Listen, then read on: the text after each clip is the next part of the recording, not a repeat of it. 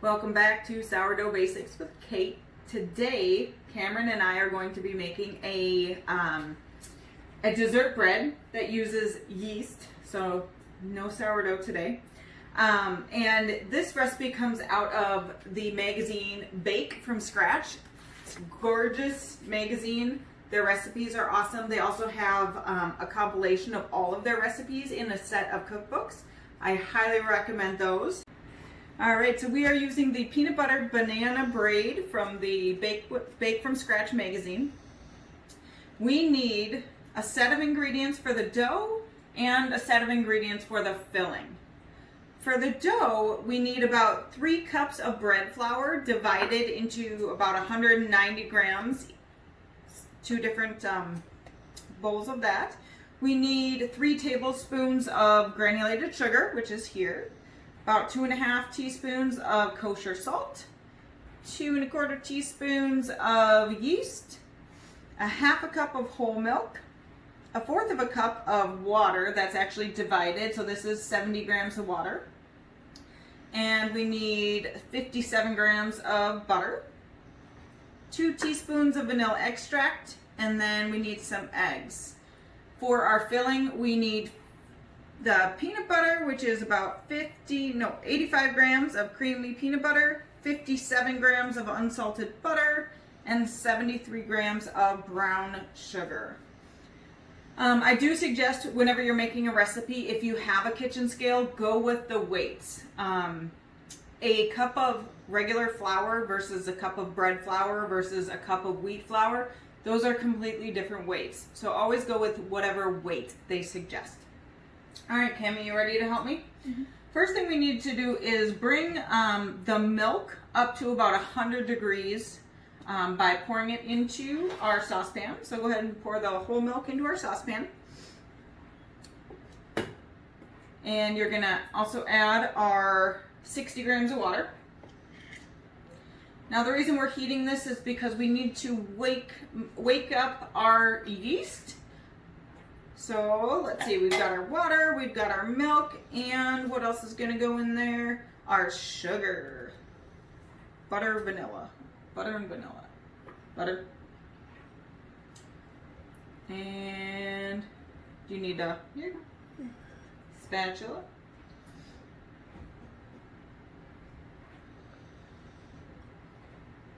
Good job. And then I'm going to pour the vanilla in there so it doesn't spill. Awesome.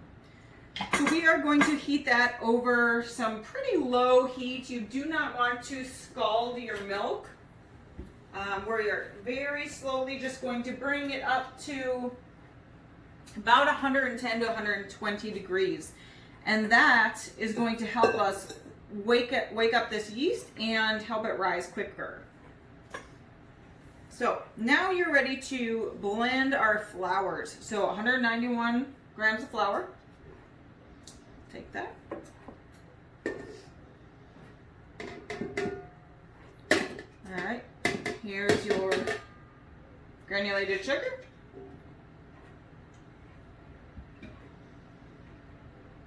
All right, your salt. And your yeast. All right, go ahead and whisk that together a few times.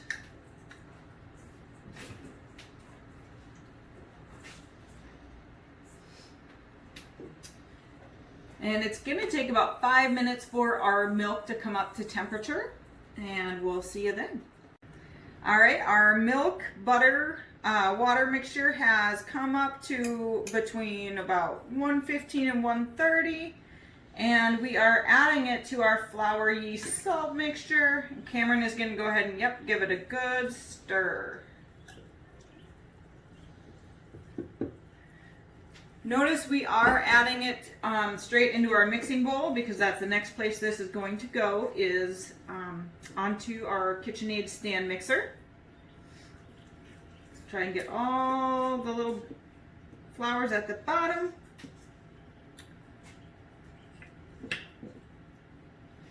And then we are going to be adding 1 egg and the rest of the flour And we are going to mix that with our dough hook for about 3 to 6 minutes.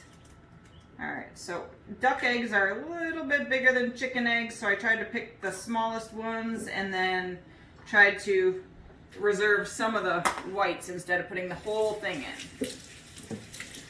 in. All right, get that stirred in together. Strong, you're gonna get muscles. Got it? Is it ready to go in the mixer?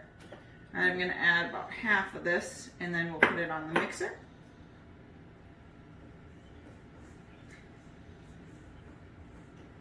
The directions say that you can start by using your paddle attachment on your stand mixer and then switch over to your dough hook. I think that's an excessive use of mixer attachments. So we're just going to go with mixing by hand for a little bit, and then we will let the dough hook mix in the rest of the flour. All right, let's bring this over here. Bring the rest of our flour.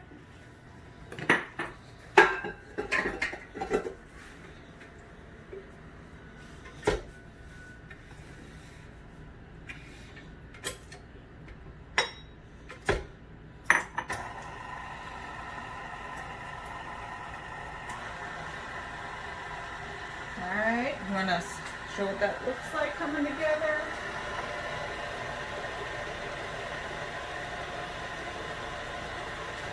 As it comes together, you want to watch the sides of the bowl. We're going to have to stop and kind of scrape down the sides of the bowl with our spatula.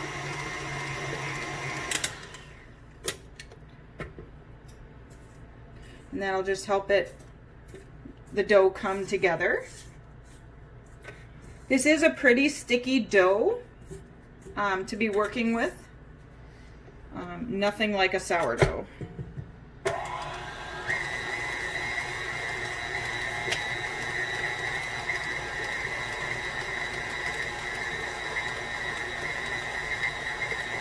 Okay, we are going to just keep that going on low speed for about 6 or 7 minutes. The dough is going to kind of pull away from the sides of the bowl, but it'll probably stick to the bottom, which is just what it's doing now. If you think you need to, you can add up to another tablespoon or 2 of flour. But usually it'll pull together just fine with this amount. So we'll see you in about 6 minutes for the next step. Alright, the dough has been kneading for about 6 minutes here. It is stuck to the bottom but pulling away from the sides. And it is good to go. And we're going to pull this off. So we are going to be taking all of the dough out. And we are going to then be mixing up our filling.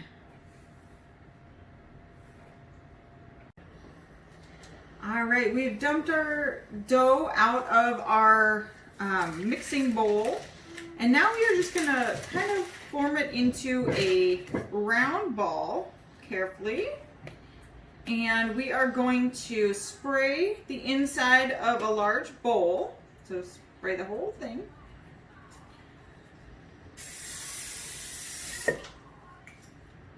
There you go. Good. All right, and we are going to set this in here. Cover it and let it rise for about an hour in a warm spot. We have our oven turned on, so that's going to be the warm spot.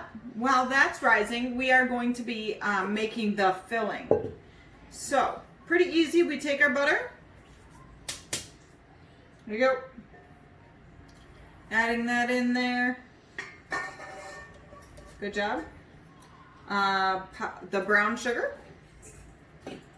And the creamy peanut butter.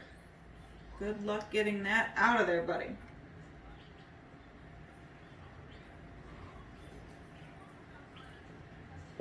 Close enough. Good job. All right, now we are going to just mix this together with a regular mixing bowl attachment. I'm gonna have to slightly move this down. There we go. And because the butter was room temperature, it all mixes together pretty quick and easy.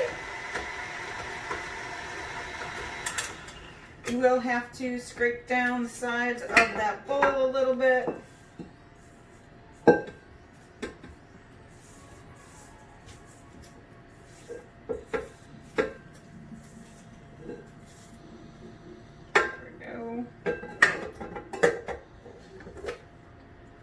And then you're going to beat that on high for a couple minutes, and then that will be ready to spread on your dough after it's risen.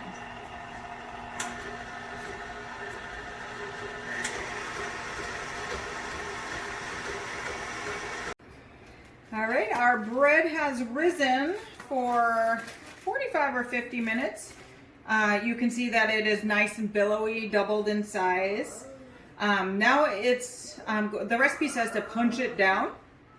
Basically all it means, you gently press it and the dough will start to deflate a little bit.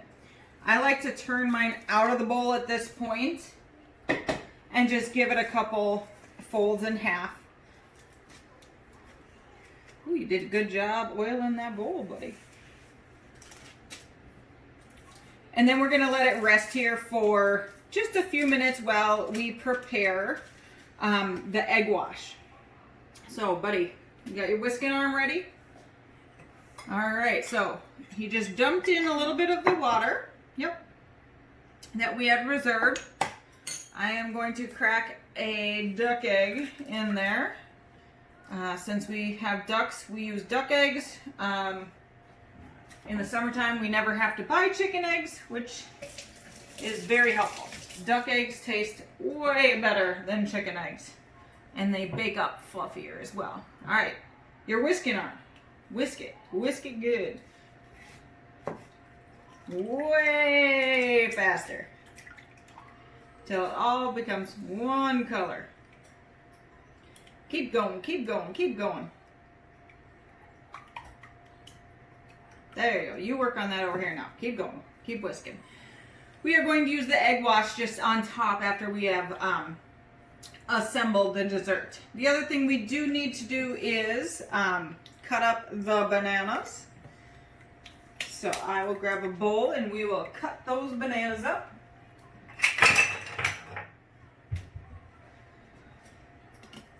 And we are just giving that dough maybe 2 or 3 minutes time to rest.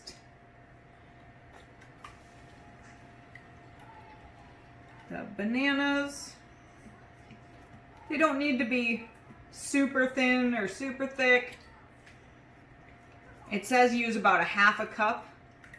Every time I have made this recipe so far, I have used 2 whole bananas, maybe 3. Depends on how much you like banana. The other modification that I have made to this recipe is I add Nutella, because there's only a few things better than peanut butter and banana, and that would be peanut butter, banana, and Nutella. And next time maybe peanut butter, banana, Nutella, and marshmallow fluff. I'm just saying, like, that would be pretty awesome.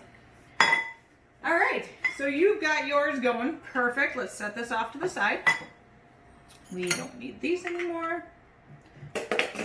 Okay, so our goal is to now create an oval shape.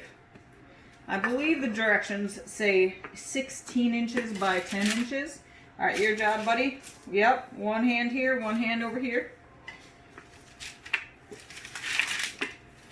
Now, generally, I will do this directly on my countertop, but it is easier to move if you roll out your dough on a piece of parchment.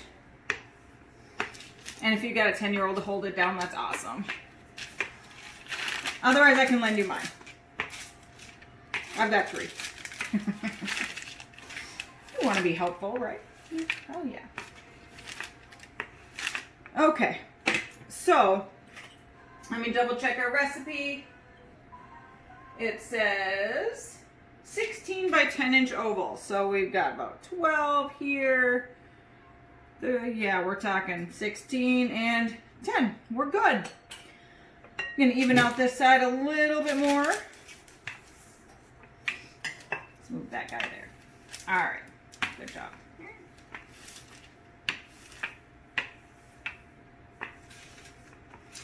Okay, now you are going to mark the area that you're going to put the filling. I just use my ruler just to put a little line. And it says you want it to be about 4 by 10 inches. And that really does depend on, you know, what you've done with your dough. If your dough is a perfect 16 by 10 inch oval, awesome. Then you can do, you know, a smaller rectangle. But I found it doesn't really matter all that much as long as it's a rectangle in the center of your oval. Next steps are to put your filling onto the dough. So this is the mixture of the brown sugar, peanut butter, and butter that we mixed. And Cameron, you are going to be spreading this after I get it out of the bowl. Just a nice even layer inside that rectangle. You got this? He promised I wouldn't make him speak during this video. So. Yep, so you're filling that whole rectangle up, bud.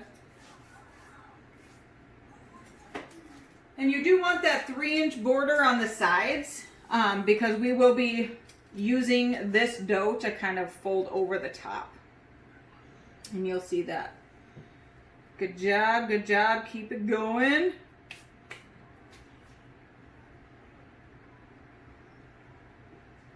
All right, and you're really slow. I'm just teasing you. I love you.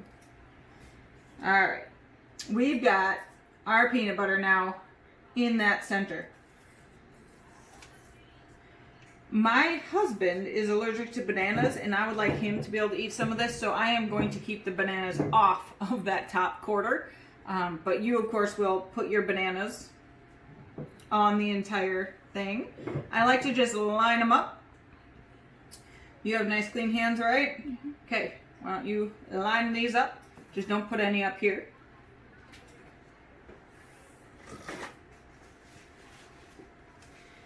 And I am going to get the Nutella spread out.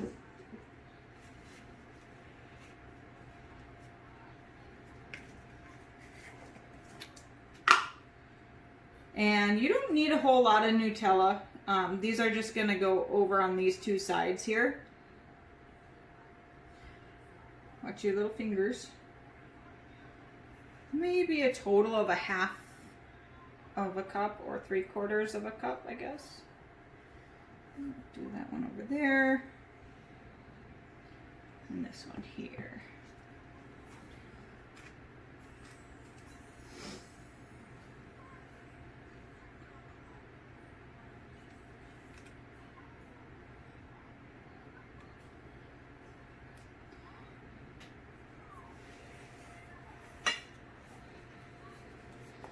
All right, so we've got, keep going with those bananas, dude. You're my little pokey dude. Here, grab the banana. You can grab the bananas. Here.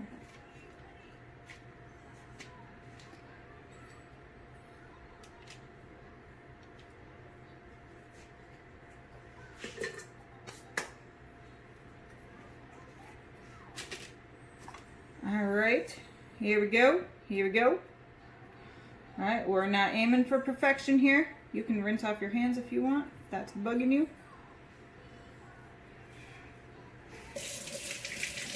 Okay, next steps. We just gotta fill that guy in there. All right, we're going to be cutting the sides into strips. So basically we're going to start at the end of our rectangle and we are going to cut these corners off, and the corners just kind of get tossed. I suppose if you were super creative you could probably come up with some way to use them, but I'm just going to toss them.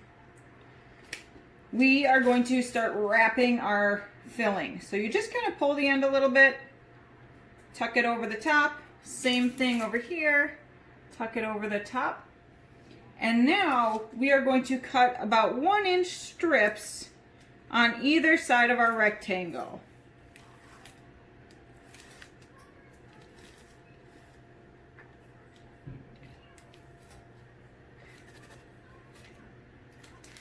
And I think the reason the recipe doesn't have you put anything on the sides is that it is kind of more of a pain to cut. But I think it adds a lot. So it also adds kind of a pretty layer to the finished look of the dessert as well.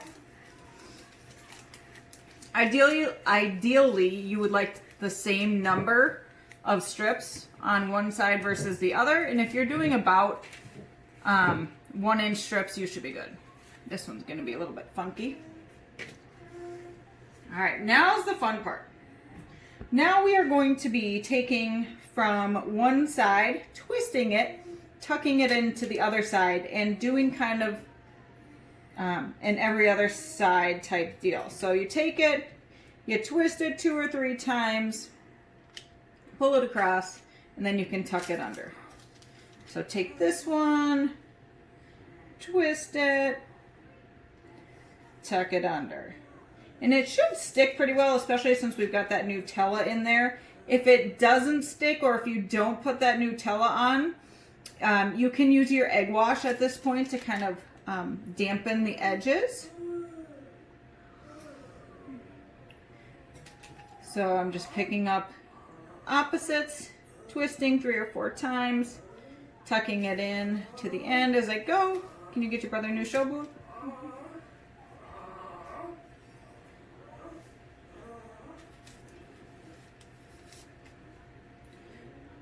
And I'm going to finish doing this all the way up both sides.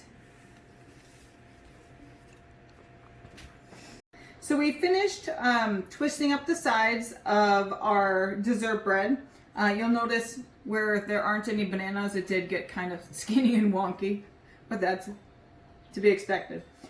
We are now going to transfer this to a warm place and let it rise for about 30 to 45 minutes until it puffs up. Then we are going to put on an egg wash and bake it.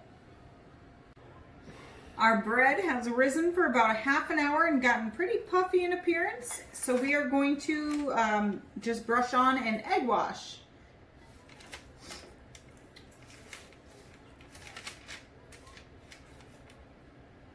It's okay to get it all over the paper.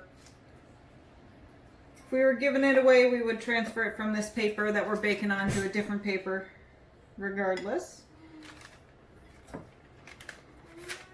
One issue with the Nutella is that it does kind of spread, so if you don't want that Nutella everywhere, you kind of have to go in order and stay away from the Nutella when you're brushing the egg whites on.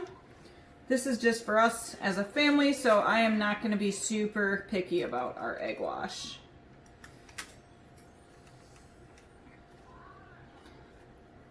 The egg wash really gives it a nice brown color as it bakes. Helps give it a nice crust as well. Our oven has been preheating since we started our rise. So it is at 350. We're going to pop this in there. And I'm thinking it's going to take about 20 minutes. I'll probably check it at 15 and see how it looks. It is done when a thermometer reaches about 200 degrees. So you just stick a thermometer right into that center, and when it says 200, it is good to go. So we are going to pop this in the oven.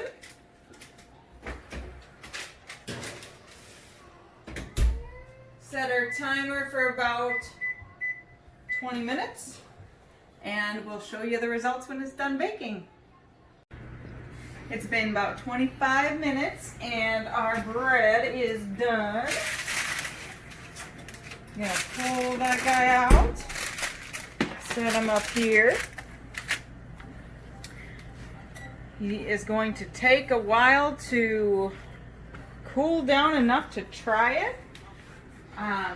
You can add some powdered sugar, just makes it look prettier.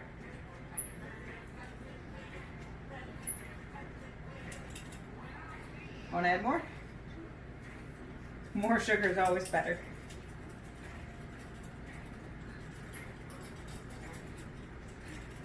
Good job. Well, thank you for joining us in making our peanut butter Nutella banana bread. Let us know if you try it out.